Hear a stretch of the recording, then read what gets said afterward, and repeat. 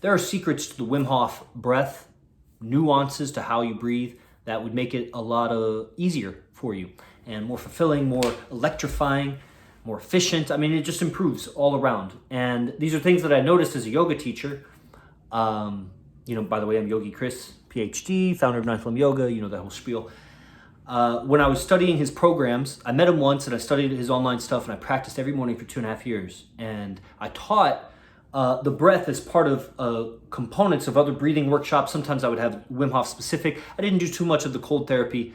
I have, and it's great. And it would be nice if I had a tub here and I was doing it all the time, but just wasn't that dedicated to that. I'm a pranayama yogi. I love breathing and what I can do to my blood vessels, nervous system, and then the mental effects, bringing order to the mind, bringing space to the mind and emotions. And, it's just it tills the ground for transformation. It doesn't do it all on its own. It will kind of bring order to the system, but you need to feed yourself good philosophy and have good practices and disciplines in life. But pranayama makes you more plastic and malleable inside.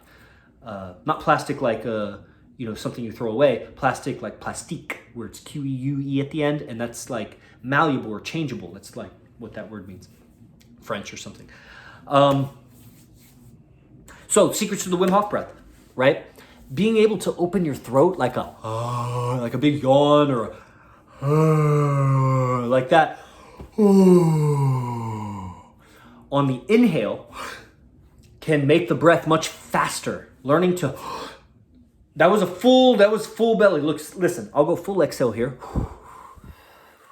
Couldn't exhale anymore. Listen to my full in breath. I have to sit there to get any more. But listen to the same breath through the nose, all right? This is gonna be the same amount of air, but listen to how long I can draw it out. Ready? I'm gonna exhale. Here's the in breath.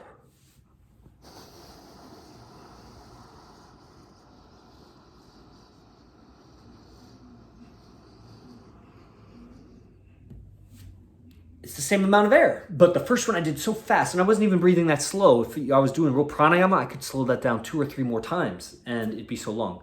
So open throat inhale allows less friction, less resistance, but then the exhale is a different story.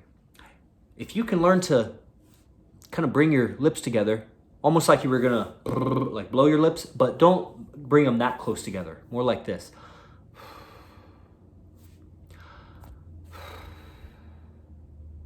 Called pursing the lips. So open throat inhale makes it faster inhale, slow down the exhale, regulate the speed of the exhale by pursing the lips.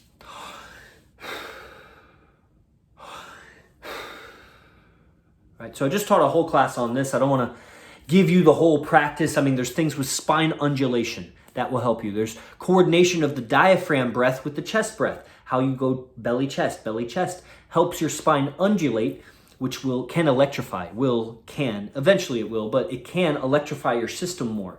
It's like a kundalini rising. Never mind how to coordinate the throat in the breath also, because that just gives you more. How to coordinate the shoulder blades. You can get more inhale. When you do that, you don't want to do that for each inhale, but on that final in-breath, when you hold your breath, that helps you. You can even raise your arms. Gets you more in-breath, and then relax and hold your breath in when you're doing the Wim Hof technique. I'm not teaching the full technique right now. You can go, there's 1,000 YouTube tutorials, maybe 1 million. Who knows how many tutorials. So you can learn it, but they don't teach the nuances like this. So you're welcome. If you'd like the Yoga for Sorcery program, which has many different yoga practices, then click the link, Show some love, get the value. All right, let's see. Other nuances for the Wim Hof. Obviously, I went through a progression where you lay down on your belly, and then you lay up, belly up, and then you turn to your side, and then you sit. And these practicing breathing and relaxing in these different positions is great. It's a progressive. You need to allow your blood vessels to open. It takes many sets to open up everything, and it may take many days and practices to open up everything. There's stickiness because of especially carbohydrates. How you eat bread, you don't chew it enough, and you get a lot of like glue in your system, and you need to open up that shit. So that's why I take many regular breaths, just normal breathing in between sets. Something else I don't see emphasized. People push way too much with Wim Hof, like they're trying to get a drug rush. Bro, or female, like, grow up, okay? Warm up. Treat your body like a temple and tame it like a beast, but it is your vessel through life. Take a break in between sets, let your brain and blood vessels relax, and then do another set. And when you gain enough awareness after you've done 5 or 6 sets or 5 or 6 days of practice, you'll start to have a measurement inside of you're pushing too hard, or you could go more. It'll be the same thing with the breath hold. You can hold a little longer. That reflex to breathe, this is a little secret. The reflex to breathe, it doesn't mean you have to breathe. The difference is when you get a headache. The headache means you need to start breathing again. But the urge to breathe doesn't mean you have to breathe. That's just a nervous system reflex. Wait, relax, watch how that just vanishes. And it was a subconscious program in the body, because it's very odd for an animal to stop breathing, right? It would induce, you would think in any animal, you make it stop, like animals don't hold their breath. You're an animal with some godlike consciousness in you that's able to think amazing things, just the most amazing things. So let's see, any other little secrets I would share right now? I would definitely say, one thing, the last thing I'll say right now, I'm sure as I talk more and more about it, I could go more and more into it, because it's really, there's depths and layers. The ability to relax will help you immensely. Tension inhibits the breathing, and relaxation allows the breathing. Tension consumes oxygen. When you have tension in muscles, that's a contraction of the muscle. Bundles or spindles or fibers of muscle, that's consuming oxygen. You're going to hold your breath less long if you have tension in the body. As you learn to relax everything and you get better at it, you practice it, because it's like a thing to practice. Not everybody's equally good at relaxing just because everybody understands the word relax.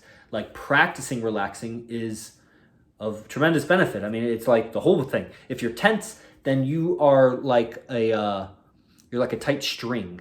You're tight, and you will react to a lot of things, just like plucking. But a loose string, you pluck it and it just moves, and it doesn't even make a sound. If it's so loose and slack that it's like not, it's cold, Now, maybe you want to play them. You need to be able to tense up. That's why I emphasize like push-ups and calisthenics and things. The ability to contract a muscle and really beast out, that's vital too. So don't lose that. But I'm getting off the subject. The ability to relax will help you hold your breath longer, and it will help you breathe easier, which helps you charge more with the breath. So these are secrets to the Wim Hof. Hope this was helpful for you. I also do face massage while I'm breathing. There's so many things. Man, I want to teach you. So sign up for Yoga for Sorcery, and I'll see you in the next one. Namaste.